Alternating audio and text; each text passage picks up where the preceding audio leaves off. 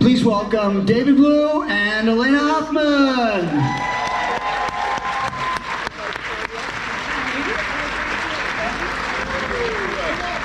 Hi guys. Hello everybody. And you guys don't need me. You're going to take all your questions from the audience or chat with them. Oh, or cool down. David's gonna See you in 25 minutes. Okay, thanks. I don't know. Do you want to sit far away or close? Come on. Hi guys. Hi everybody. Not a single from the entire group of 100 or whatever. Oh, look, it's adorable. Aww. Nothing like asking for it. Yeah. Hi everybody, how are you today? Raise your hand if you're deliriously warm. Yeah. Thank you all for braving the greenhouse. the hot desert summer air to come and say hi. It's kind of moist, right? I am. Yeah, for sure. It's not deserty. Diana, where are you? Diana. Can somebody hand this to Diana for me? So wonderfully patient. I didn't want to make you wait. Thank you. Hi everybody. Thank you Who's so first much. time at a convention? Oh my God. Okay. Welcome to our world. Thank you for coming. Who's first time to Basingstoke? Awesome. This is a good turnout. A big Stargate turnout. Last year it was a lot of supernatural people. I had to reschedule because I was working, but so it's nice to be here, and it's nice to be here with Supernatural and also with my Stargate family. It's always nice to see everybody. Who here is a Supernatural fan? Same. I get it. Yeah, it's fun. As you So should should we start with, is there someone to take questions? While we're getting that, just personally, I will say, in case I haven't said it to you directly, thank you guys so much for coming out, not only braving the lines and the snafus and all that, but also we have had a blast with you all, and thank you for your patience with me and the mask and all that. But we've had a lot of fun, and we love you to death. I'd buy you all a shot if I could, but Alaina says she's gonna buy them, so. No. Day 3, she's like, I'm not even going with the joke, David. Oh, and by the way, if you didn't hear me, I sweat through my first shirt, which is why I'm wearing this, just as an explanation. But it's fitting. How many of you have that shirt? Yeah? Yeah. Few of you. Clearly. Nice. Yeah. Are we doing questions or are we just talking? Oh, Yeah. hi. We'll do Hello. questions. Do we have 2 people with Should we just call on people? Yeah, he's got the mic. Okay. We're coming to you. God bless the staff, by the way. Good hustle. Who are working their asses off. Are There you children like- here? Raise your hand if you're a baby. There are children? Watch your mouth, David. Got it. Go for Hi. it. Go for it. Hi, both of you. My question's for David. Woohoo! Ah! I was going to ask what it was like to work with Robert Carlyle, Ah! but my question is, if you had unlimited funding and everything in place that you needed to make your own production, do you have an idea of the genre or the production you would do? Ooh. If that's a rubbish question, you can make your own up and answer it. Yeah, well, so those of you who don't know, both of us act and other things as well. Julie McNiven and I actually wrote 3 pilots since Stargate. You're very good. Oh, thank you. Yeah. Julie plays Gin. Yes, so, I hope you know that. And also plays, what's her role on Supernatural? I forget. Anna, I think. Anna on Supernatural. Yeah. We wrote a few pilots together and we wanted to make those, but what's interesting is, and I wasn't going to talk about this, but why don't we start teasing it now? I'm currently writing a Stargate-centric, it's not like in space, it's involving a lot of cast members that you love, and it's a fun indie comedy. And I'm currently writing and developing it with a bunch of the actors are interested in being in it, and I actually am toying with the idea of a certain director. And so I might put the money towards that, because I think you all would like it. It's a great idea. Thanks. I have a project that it's my first feature that I will direct one day. It's been a journey for me. It's a very difficult thing to break into. I have a lot of great mentors. Amanda Tapping is one of them. Have you heard of her? Yeah, you guys know who she is?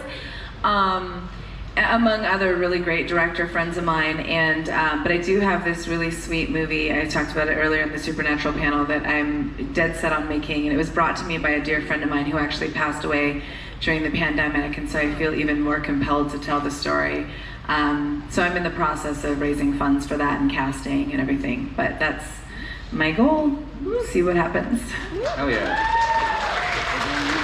Sorry, were you offering unlimited funds? We'll crowdfund it if you're offering unlimited funds. Killed that joke. If I had the funds, I would. Oh, okay. When you win the lottery, we'll follow up. Oh, hi. You ready? Yeah, you. Yeah, you. Me? Hello. Okay. Sorry. So confused. Okay, I love Stargate Universe. Woohoo. And especially the Starship.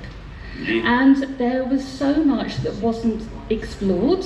So, what would your dream areas on that wonderful ship be? I was hoping we'd find a Starbucks. I wanted new clothes. I was like, well, we did find clothes, and then the show ended. But you know, I get asked that a lot, and this was an experience that I had on Stargate that, like, with any character that I've sat with for a long time, you know, as the show goes on, Shonda Rhimes talks about this in her book, My Year of Yes. She talks about the entity of a character as like a throuple relationship between the writer, the character, and the actor. And so I think like the longer you go on a series, the more you get to know each other. And I don't know what they had planned, but I know it would have organically unveiled itself. Brad and I were talking today, like I have a Kino as a keepsake, and I love the little behind the scenes like Kino scenes that we did. I thought that was a really clever storytelling tool, especially we had such a large cast, so to be able to tell these sort of secondary storylines in these cute little witty stories, I really liked that. Just getting out of sort of that was where they were bringing in the humor and all the things that you loved about the other Stargates that I think we were kind of getting into, and it's a shame we didn't get to tell those stories. I don't want to tell tales out of school, but it's been 12 years, so whatever. What the keynotes that she's mentioning, which were some of my favorite things to film. I was lucky enough to be in a lot of them, I think because they just didn't want me around for the main stuff. No.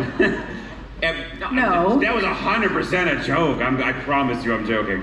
But one of the original pitches that Brad had said about why they were doing the keynotes was they loved the idea of like people are walking down the hallway in a regular episode and they trip and they don't know why. And then we see a keynote later that like Brody and Volker are tying string across the hallway, ha ha ha. And I love the idea, the original intent was that, to bring more the levity, the brevity, the humanity and the humor to kind of the behind the scenes stuff. And I think after they did however many we did, they just sort of stopped. But I like that idea as well. It just broadened everything. You know? They were gonna like live online or live on the DVDs and sort of be their own little series. But yeah, that was pretty special. I quite enjoyed that element of the storytelling. And they were actually great for addendums too, because Time is one of my favorite episodes in the entire season. Yeah. And when it ended, even us, we were like, what happens in the next episode? And they're like, it's done. You've solved it. It's over. And I think enough fans actually said what happens next that they put a kind of resolution into a keynosode. So it kind of acted as an addendum, a footnote of sorts. It was perfect. Yeah. I didn't know that, but cool. I'm not Eli. Okay, I will say, like no. half the time we would get a script and we'd all be like, what? And we'd look at David and he's like, I'm not Eli. Like, yeah, you are. Because when the script, I lived in Yaletown at the time, I think.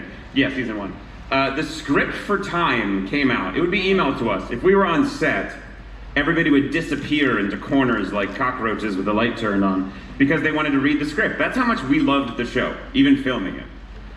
But people would come find me and ask questions. We were all at home when Time was released. I couldn't even finish reading the script because I was getting texts from every cast member going, explain this to me, explain this to me, explain this to me, which I loved, actually. Eli. Damn it. We have a question there. Yeah? I feel like we're so I far don't know. away from each other. Yeah. I just didn't want to block Microphone? everybody. I don't know how we're doing. How are we doing the mic? Yeah. Hi, where are you? Hi. Hi. No, my question is obviously because Gauntlet ended with a huge cliffhanger. And What? I know we're obviously not going to get a proper answer about it, but there's two things. One, was Rush a good guy or a bad guy? Because it was kind of a whole, for season 1 and season 2, you kind of jump between, oh no, he's all right, and then like, no, he's bad, and then he's good, and he's bad, and you never really kind of, because to me, it was kind of, he just was very invested in what he wanted to do, and I think that made him a bit blindsided, but it's more about, because Eli was the only one, like everyone was in stasis, so what do you think would have possibly happened after that? Like, because obviously you were jumping further than you jumped, so you're going further and further away from Earth, so what do you think would have been Eli's perspective on that situation? Well, weirdly, we ended up jumping 14 years. None of my jokes are landing today. It's too hot for any humor. It's been 14 years. Anyway. It's partially why I like the character of Rush, and also obsessively was impressed by Robert Carlyle's performance, likening it to whether it be House or Gaius Baltar. I was kind of curious how you would sign Gaius Baltar. I was just very curious, sorry. Well, you never know. Sometimes doing a scene with him, you're like, is he lying or not? It was amazing. I will quickly say, so as to not open up that Pandora's box, I know a few things about where it was headed, about season 3 and the future beyond. No, I won't tell you. It's not my story to tell, it is Brad Wright's story He to tell. hasn't even told me. Nope. 14 years. And also, I don't want to say it because if I don't say it and you don't know it, then maybe someday they'll make it. It's a pipe dream, but I don't know.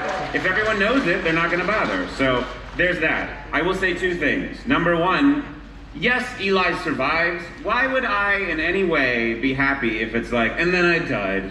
Yeah. I'll also say that I don't think we needed to be rescued by anyone. Everyone's always like, but then Daniel Jackson shows up. I'm like, we got this. We got this. I want to hear yours, though. I don't. I've never thought about it. No, literally, I haven't. I just, again, kind of back to the, like, I just like to be surprised. I like to know it as it comes. I don't have, like, a thought or a theory or, I just know it would have been great. You and I are so alike in so many ways and so different in so many ways. I'm such a bigger nerd than you, but you are a little nerdy. You hide it, but you are. I'll tell you what I pitched. Forgive me if you've heard this story. Season 2, after I knew about the stasis pods, I went up to Brad Wright and I said, hear me out, because for those of you who don't know, I lost 45 pounds throughout seasons 1 and 2, and then another 45 after. But I said, how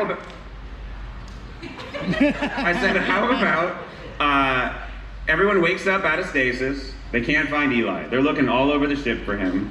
For some reason there's fog, I don't know why. There's fog rolling through the ship, and they follow noises, and they just open a door, billowing smoke. There's just a muscly guy doing pull-ups. Jensen Ackles kind of stole it for Supernatural, but I pop down, I turn, it's me, svelte, with an eye patch for some reason, and a gun, and I say, it's been a long 3 years. And I believe Brad Wright said, no. That was my pitch.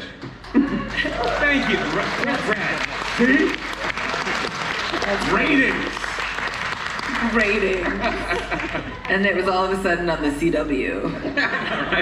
And we're all played by Nina Dobrev for some reason. No joke has landed today. Not one. Reese Darby made a joke in the green room on the floor. Hello. I just wanted to ask, did you guys saw Stargate SG-1 in Atlantis before shooting Universe to be prepared for what's coming? Yeah. No. But I love them all. They're my friends. I've still never seen it. I feel like you have to I've never literally seen never Supernatural turn on either. a TV to not see it. It's always on. It's a crime. No, I mean, these days there's a million shows. I saw it not because I was like doing research. Before I ever auditioned for the show, I had seen all of SG-1 and all of Atlantis. Which is why I never heard the end of it. I didn't win a contest. I auditioned for the show and I booked the role. But I had seen it, so the nice thing about Universe is, and always will be, you can watch it as a fan of SG-1 and Atlantis and enjoy it, or you can watch it as a fan who's never seen it and still enjoy it. You just get a lot more Easter eggs and references if you watched SG-1 and Atlantis, you know? It's true of the cast, too. Although a lot of the cast were on SG-1 or Atlantis.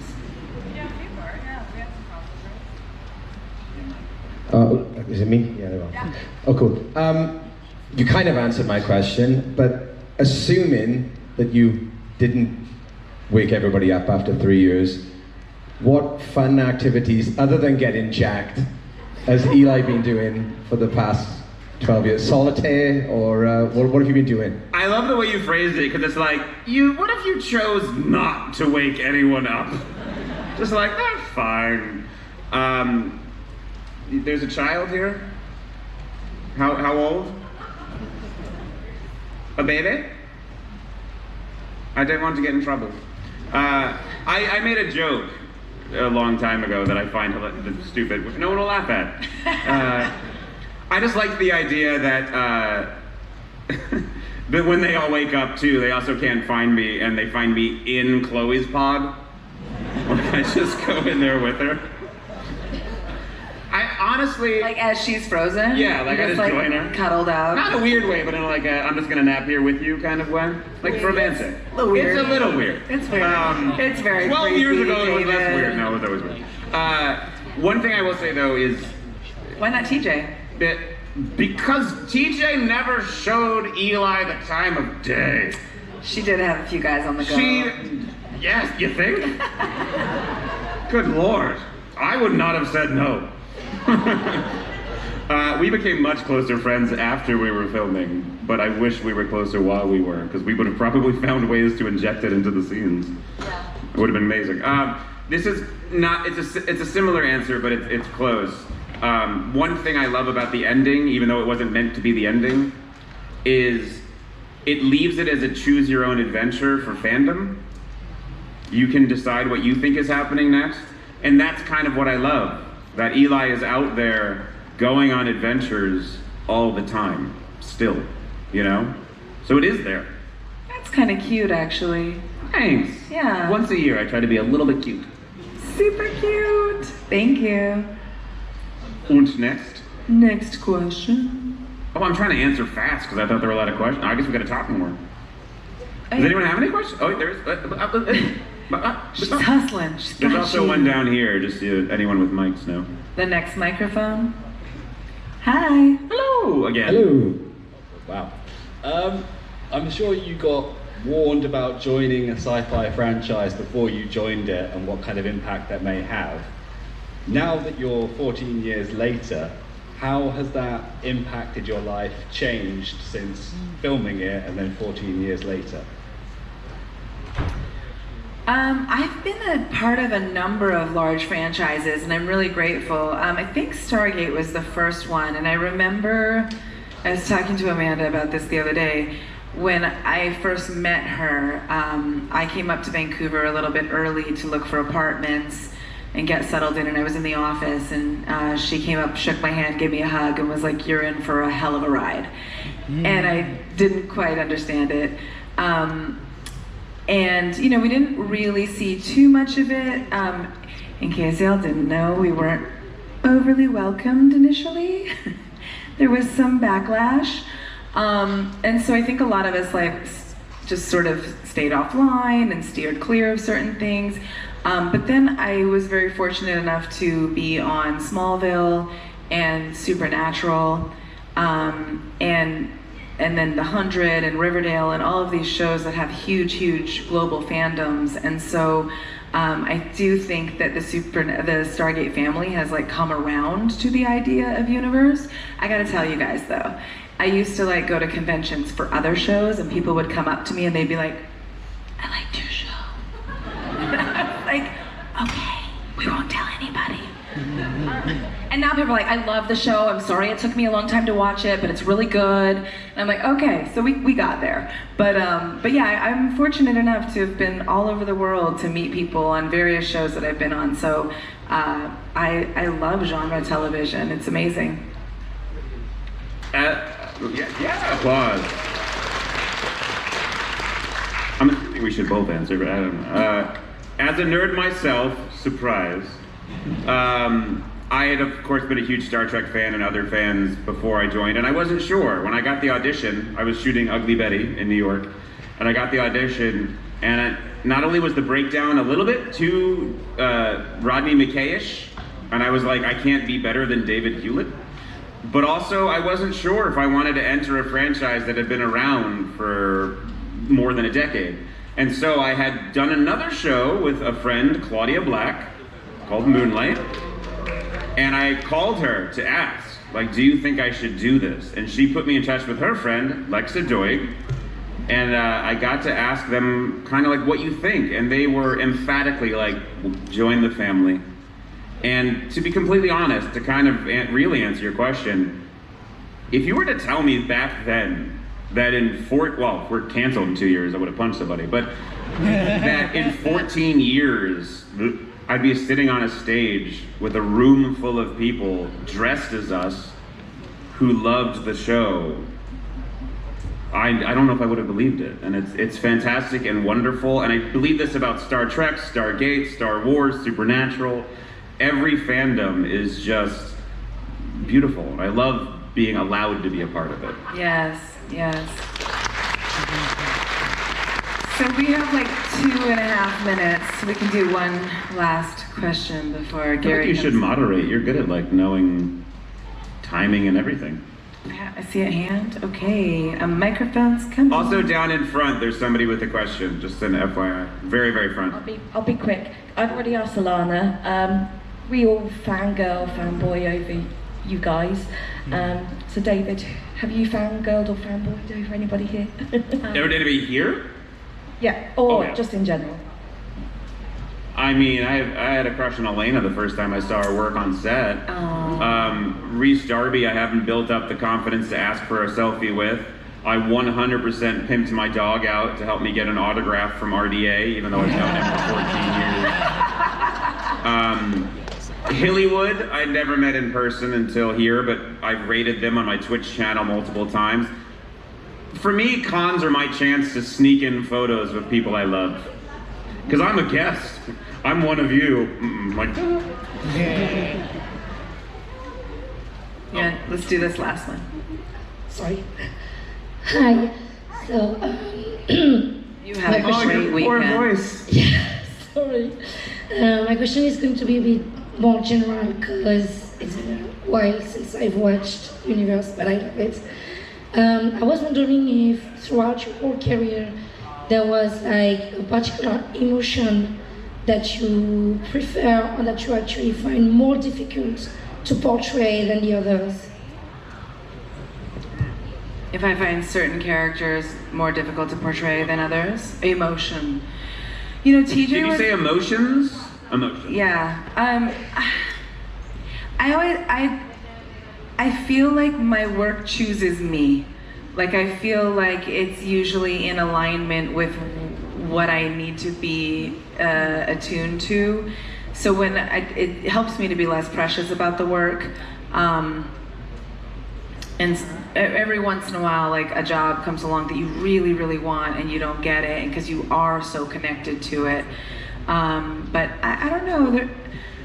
I wouldn't necessarily say difficult, but I do enjoy the challenge, like any relationship. You know, learning the language of the character and creating a character with the writer and with the other cast and chemistry, and just kind of, I enjoy the process of leaning into the work. Time's up. Can I quickly answer? Yeah, Very, very thumbs up. fast. Let's hear it for David Blue and Alaina Huffman. Thank you both. Thank you, Thank guys. you. Thanks for coming. Yes. Can we Yes. take a picture? Oh, you're gonna take a picture of the crowd? Okay, how about a selfie with it? Yeah, Come on, there you go. get in here. Selfie. Wait, if I can do it. Okay. Oh, the battle of the camera. Yeah, hands Ready? up. Get in Yeah, here, guys. wave. Oh, look at that. Great. Thank you. Let's hear it for Alaina and David.